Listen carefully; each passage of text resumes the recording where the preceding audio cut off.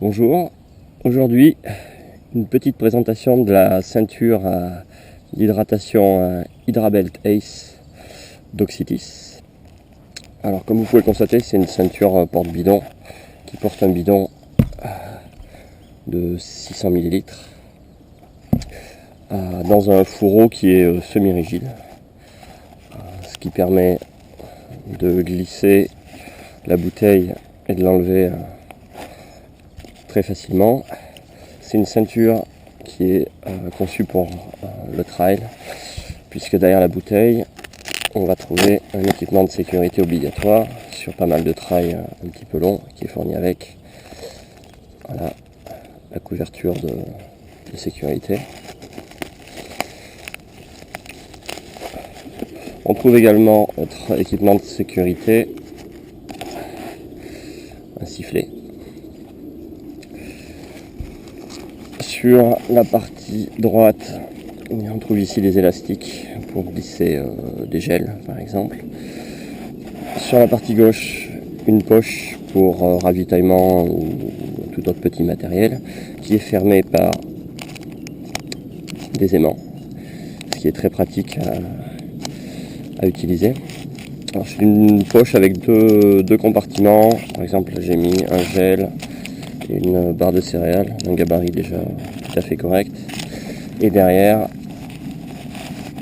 une paire de gants d'hiver. Donc il y a une capacité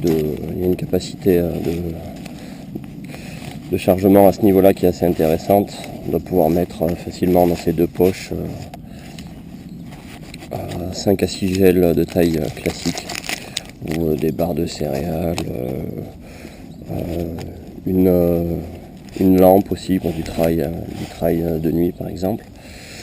On trouve également de chaque côté un système ici pour fixer des bâtons. Un système assez simple, on fait glisser le bâton dans la boucle ici, on le verrouille, on le fait passer également en bas comme ça.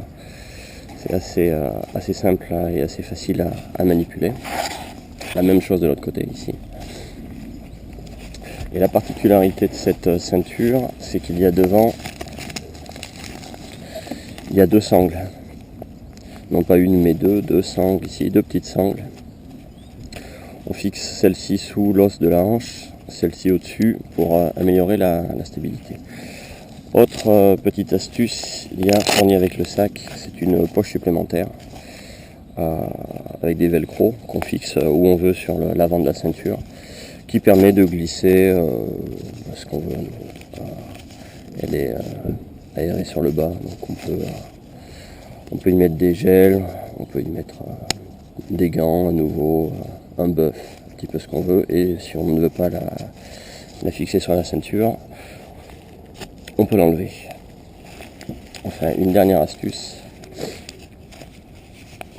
sur cette ceinture, ce qui est également assez pratique pour éviter de faire des trous dans les magnifiques vestes qu'on s'achète, c'est le fixe dossard. Alors, il est également amovible, on le glisse comme ça sur une des sangles et il utilise à nouveau des aimants.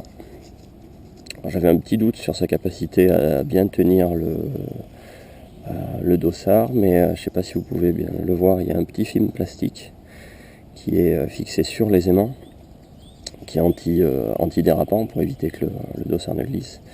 Et les aimants sont tout de même assez forts, donc le dossard ne bougera pas. Le dos de la ceinture, on peut voir qu'il y a ici un peu matelassé, c'est confortable, elle ne bouge pas trop, on voit ici la matière est assez aérée aussi, donc elle ne tient pas spécialement chaud.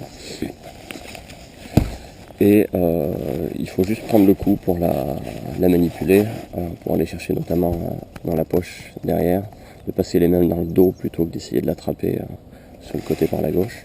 Mais autrement, c'est très facile à utiliser. Et point intéressant à noter, ça c'est une ceinture pour droitier, le bidon est incliné vers la droite, mais vous pouvez également l'acheter inversé, c'est-à-dire avec le bidon incliné vers la gauche pour l'attraper avec votre main gauche. Donc maintenant, pour voir la stabilité, là, le cas est le plus difficile pour une ceinture, le bidon est rempli à peu près à moitié. Donc c'est le genre de situation où une ceinture a tendance à plutôt bouger comme ça. Donc allons vérifier si c'est bien le cas.